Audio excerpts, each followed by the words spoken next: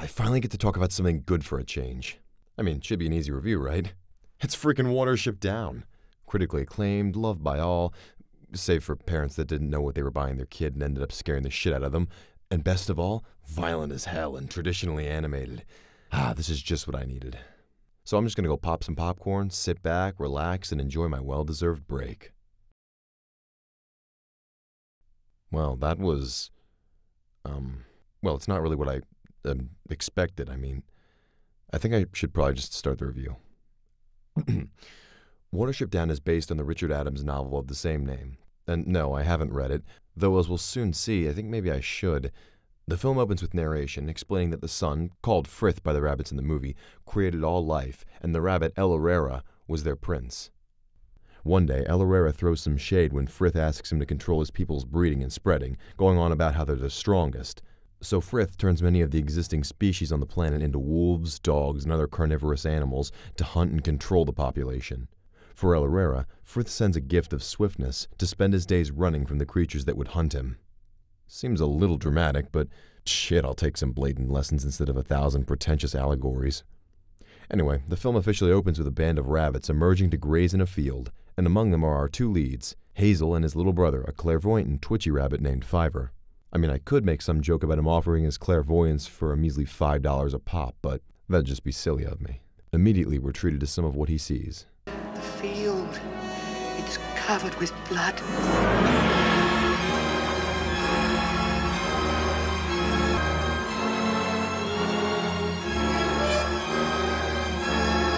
Oh, is that all?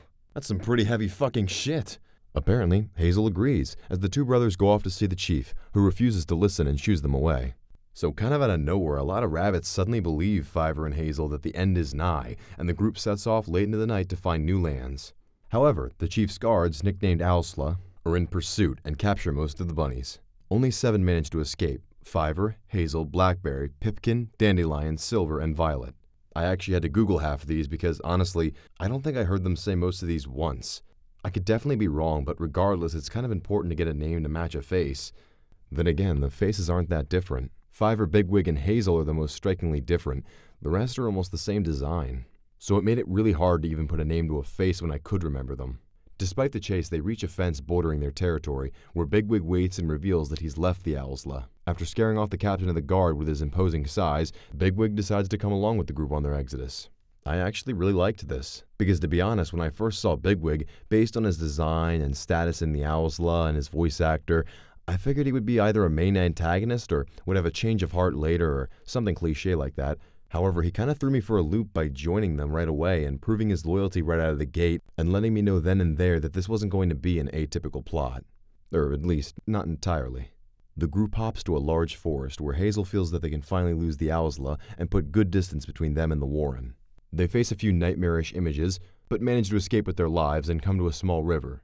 To them it's a long way across, and both Fiver and Pipkin, the small yellowish one here, are too tired to swim. So Hazel and Bigwig ferry the two across on a piece of driftwood, noting how it might come in handy to remember such a trick later. After some more traveling, the group comes to a field of plants, potently scented and the perfect place to rest safely. However, after one of the bunnies, the only female named Violet, stumbles out into the open, a hawk spots her, and... Now you think this would be scarring and a telling sign that this movie isn't for kids, but frankly with what's coming later, this is almost misdirection. They move on and try to spend the night in a shed, only to be attacked by rats and an owl.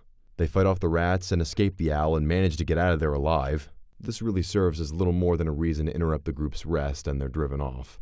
So, with no females in their group and marching onward toward an uncertain goal, it begins to rain and the rabbits start arguing about whether or not they should have left the Warren in the first place. Their discourse is interrupted, however, when a strange rabbit shows up and oh my god. This guy is fucking great. He's so out of it, like he's smoking some primo Easter grass 24/7. Just something about his Jack Sparrowisms and his bloodshot eyes, I love it. So the rabbit, named Cowslip, offers them refuge in his burrow, and most agree without question. However, Fiver is very skeptical and might have a right to be, as once inside, the barren corridors of this strangely large and well-built warren make the group nervous. Cowslip offers them a bounty of food, explaining that all this was given to them by man. Then he quotes one of their poets to lighten the mood. Where are you going, stream? Far, far away. Take me with you, stream. Take me on your dark journey. Lord Frith, oh, take me far away to the hearts of light. I give you my breath, my life. Yeah, so Fiver has just had about enough of that shit and runs off. This angers Bigwig, who follows and reprimands Fiver for scaring everyone and being an asshole, only to get caught in a snare trap on his way back to the burrow. Fiver, you going?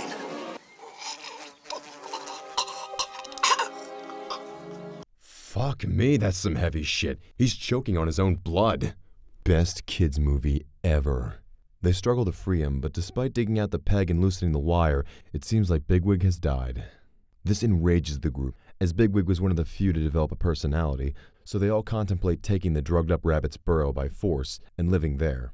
However, Bigwig comes too, apparently having just passed out, and they all take off again, now far more trusting of Fiver since he helped save Bigwig and called the burrow being dangerous. While resting at a farm, finally able to sleep peacefully, Hazel takes Pipkin out with him for a tour of the farm. However, it seems it wasn't just to see the sights, as inside the barn is a group of caged rabbits. Hazel introduces himself to them and begins chatting with a doe named Clover. Pipkin spots a cat coming and the two need to flee. Hazel promises to return and free them all, if they'd like to come along with this group. They're chased by a cat and manage to escape when the owner calls her away. The group is moving down the road in a trench when they hear the desperate moans of a distant creature. They assume, as Bigwig nearly escaped death and it's calling his name, it must be the mythic black rabbit, basically the rabbit version of death.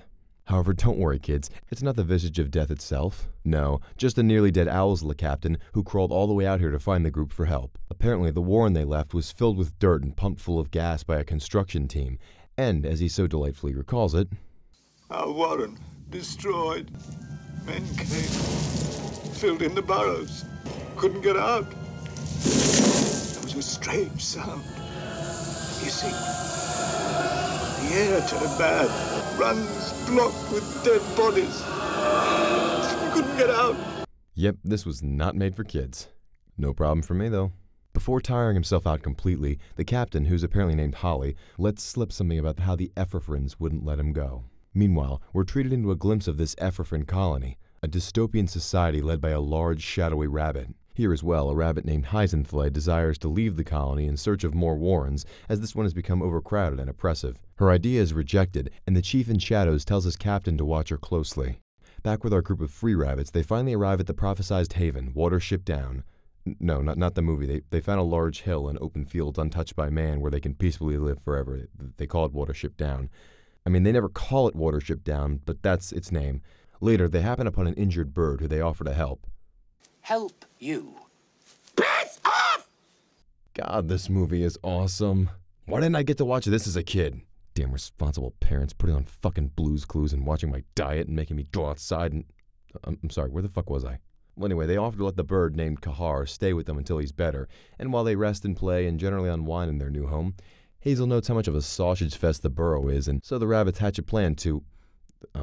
Okay, I'm going to be honest, this was another small problem I had watching. They say they want the bird to go fly off and find mates and bring him back to the burrow, okay? Right, but they don't do anything. The bird just decides he'll do it because he was bragging about his egg protecting and stuff, I think. It honestly looks like he's talking to himself. He's so twitchy normally I didn't take notice of anything out of the norm, and the shot that holds on his ass for like 15 seconds made it hard to figure out what he was doing exactly. Regardless, Qahhar agrees to fly off and look for mates for the warren. Despite this, these guys get very impatient, and Hazel and a small rescue group go off to free the hutch rabbits and get some of that Clover ass.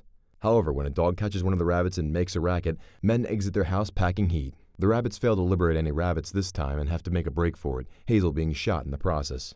The others return with the bad news, and Fiver refuses to accept that his brother's dead. He begins to follow a vision of the black rabbit to his brother's body, bringing him back with him to the warren. There, Qahhar returns in time to notice bullets in Hazel's wounds and picks them out, seemingly having seen this before. While doing so, he explains that there's a warren full of females they might convince, called Ephraphra. Captain Holly implores them not to go there, recounting for us in some details what it's like to live there and painting another grim image of their life in the warren. Still, Hazel is only more determined to save those willing to leave, and they hatch a plan to infiltrate. They send Bigwig posing as a fighter interested in joining their Owlsla, and their chief accepts. His name is Woundwort, and if that name doesn't tell you how vile he is, nothing will. It's like some kind of parasite you find in your shit. Woundwort. Especially that wart part. I feel like I'm gonna vomit when I pronounce it. Meanwhile, Hazel and Qahhar find a boat down by the river near the Ephraim territory and think they can use it in their plan, of course knowing a bit about flotation from their previous attempt at crossing the river. While on patrol, Bigwig learns about and makes contact with a doe from earlier in the film named Hazel'S and gets her to spread the word of a potential escape after convincing her to throw some caution to the wind and take a chance with him. Unfortunately, Bigwig isn't very trusted by Wormwort at first, and his suspicions are only made stronger when another Owlslaw officer catches him speaking with Qahhar out in a field. Bigwig barely manages to convince them again that he's trustworthy, and the very next day he's set to be off on patrol for Watership Down rabbits who've been spotted recently and Wormwort sees as a potential threat. Also, while telling the plan to Hazel'S and having her spread the word, she lets slip that she can see things in a manner similar to Fiverr. I wonder if this is building to something. Well, luckily, the initial escape goes off without a hitch, and by the time the Ephraim and Owlslaw are on their tail, they've made it to the bridge where Qahhar is late and can't find them, giving the Owlslaw just enough time to catch up. Qahhar finally spots the group and helps fight off Wormwort and his Owlslaw and leads them to the water, where Hazel and his group wait to cut the rope to the boat and everyone drifts away safely. This is where we say goodbye to Qahhar, who must return to his home the sea, promising to return now and again. So it doesn't take long, not living all that far from them in reality, for the Ephraim to find Watership Down and line the forest edge, ready to attack. Hazel tries to bargain with the chief, but that does piss all, and they plug up their holes with dirt. No comment, and hide in their burrow, wondering what to do. Fiverr has a convulsion, envisioning something and yelling about a dog in the woods. Hazel and a small group consisting of Blackberry, Dandelion, and Hazel'S sneak out the back and go to the nearby farm where the hutch rabbits were at, attracting the attention of a dog and luring it back with them. Hazel is almost killed by the cat from earlier, but this is inconsequential as the owner just calls her off again and saves him.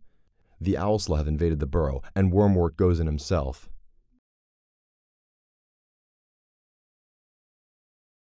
Big Top, however, sneak attacks and manages to hold off Wormwort long enough for Hazel and the rest to return with the dog, who begins killing all the Owlslaw.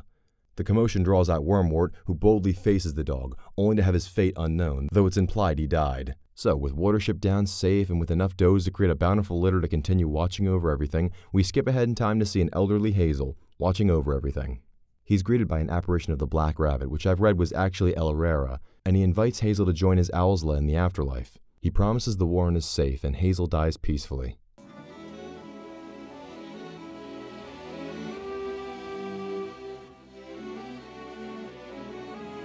Man, I'm an adult and somehow peaceful death always gets me more than murder or bloody fights. I don't know why, the concept of dying so peacefully in a kid's film? I don't know. Well, that was Watership Down, and okay, I'm an adult now, so I can see why this would make kids scared or really emotional, and toward the end, I felt that sense of everything wrapping up solemnly, especially Hazel's death, but to be honest, I don't know. Overall, I wasn't as invested as I thought I would be. That's not to say the film wasn't good. Not at all, it was. Just not really as good as I expected, or at least it didn't keep my attention as much as I thought it would. So maybe that was my fault for having some elevated expectations right away. Certainly happy I saw it, but just as well I wouldn't return for a second viewing. Also, the ending did have me scratching my head a bit. What about Fiverr? Or Big Top? I mean, Big Top's story was done. I can maybe understand that, but Fiverr was just kind of dropped. He's a big part of the story in the beginning, and toward the end he does have that vision about the dog, but otherwise he kind of just disappears. Actually, Hazel'S and him had abilities to see things. Did they ever meet? End up together? Die early?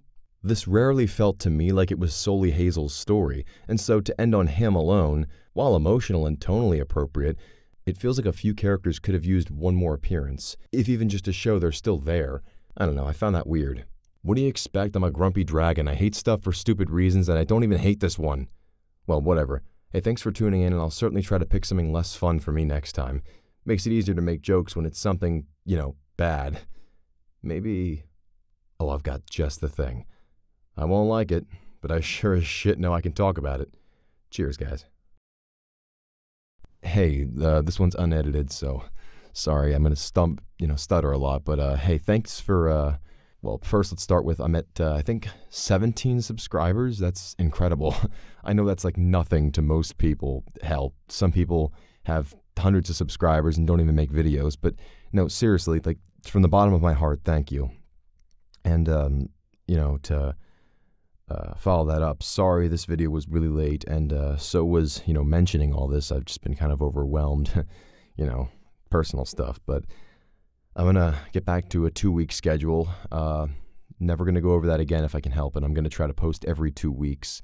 I think maybe posting on Valentine's Day kind of screwed me up, but I hope you guys enjoyed that fanfic reading. I know it only got like 8 views so far, but oh shit, that's more than I thought it would get. It's an 18-minute long video, and surprisingly, I think 1 or 2 people actually listened all the way through. But okay, I'll stop rambling. Thank you guys so much, and see you in the next one.